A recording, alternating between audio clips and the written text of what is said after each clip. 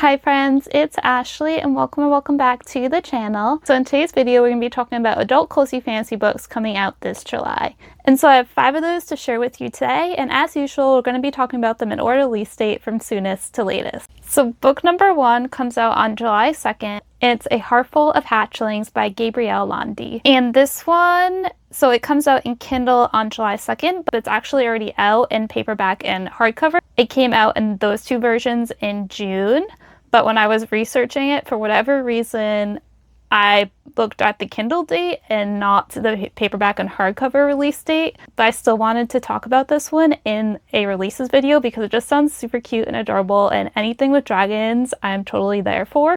And this is book 1 in the Healer of Dragons series. The description of this one reads, a grumpy hermit healer, the boy who will do anything to make her smile, and the injured baby dragons they care for. After being blamed for a tragedy she couldn't prevent, Celia Carrington fled to the mountains and built a life caring for injured baby dragons. Since no one believes dragons exist, her world is warm, cozy, and quiet, until it's no longer a secret. When shopkeeper Darian Emberlin finds the baby dragon hidden in Celia's shopping basket, his chivalry and curiosity insist he offered to help her. Celia may say she wants him to leave her and the hatchlings in peace, though he suspects he's just too much for her grumpy heart. But that was before they discovered he could understand the dragons. As Celia and Darian care for the dragons, their growing bond kindles something neither expected: hope. But in a world where magic is illegal and dragons are merely a legend, can the bond they forge withstand the flames? So this one just sounds absolutely adorable and delightful, and it's giving me like the vibes of the Tea Dragon Society graphic novel.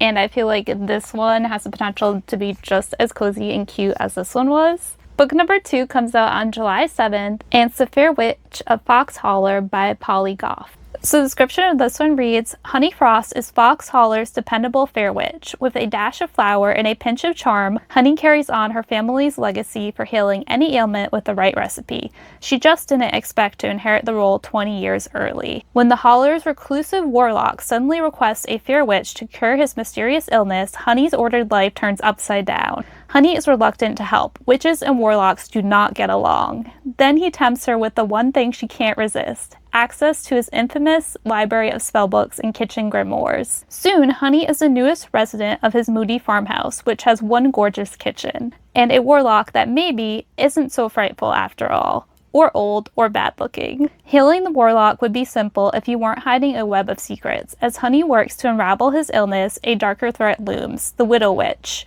who steals a soul from Foxeholler every year, is due, and this time she wants the warlock. So this one just sounds so good. So our main character is a witch in this one, but she isn't just any normal witch. She's a kitchen witch, and I love bacon, like dragons. If anything has baking in it, I am totally there for it. And then like add the romance in here, that also sounds really good. And then on top of that, this whole thing with the Widow Witch who steals a soul every year, and this year she is after the warlock's soul. Like that just also adds excitement to the book, and so this one just sounds like it's going to be super cozy and fun and exciting and cute. Book number 3 comes out on July 14th, and The Dragon Has Some Complaints by John Wiswell. So the description of this one reads, Garadai was once a 4-headed dragon, among the most powerful in Cardosa.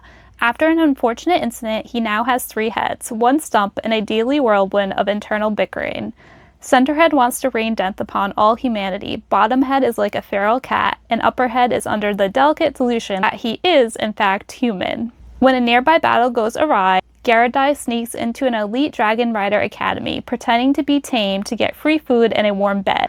Lucky for him, Rider Rania is desperate enough for a dragon of her own that she overlooks his eccentricities. As Garadai recovers under Rania's care, all 3 heads start to turn for the first time in the same direction.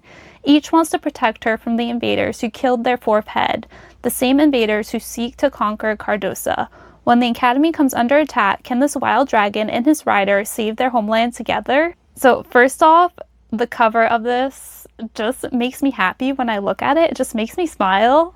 It's just giving happy, cozy vibes. And this one it sounds like it's going to be funny and cozy and just a good time, but also like seems like it's going to have some action as well. Book number 4 comes out on July 28th, and it's Sea of Charms by Sarah Beth Durst. So this is book 3 in the Spell Shop series, and it's a series of interconnected standalones. And the first one is the Spell Shop, which I read and really enjoyed, and then the second one is the Enchanted Greenhouse, which I read and I loved, and so I am really excited for this third one in the series. And so let me read you the description for this third one. So betrayed by love, Marin lives and works as a supply runner, sailing from island to island, delivering an array of goods with Perry the sea serpent and Reed the sailor shrub as her crew. On one of her routine trips to the capital, Marin finds a revolution underway, and her friend Dax in the line of fire. What starts as a rescue evolves into a deal. Marin will keep Dax as a member of her crew if he pretends to be her boyfriend at the end of Harvest Festival back home. But against her better judgment, Marin finds herself intrigued by his stubbornness, his passion for stories, his charm and smile, and realizes that perhaps she isn't saving him. Maybe it's the other way around. Book number 5, and the final book on this list, also comes out on July 28th, and it's Theodora's Tea Shop by Christy Ann Jones. So the description of this one reads, Dorothy Louise Walcott should have died at 14. She is now 23, timid, chronically ill, and yearning for a life she can never have. Her dreams of studying magic and publishing her discoveries feel impossible.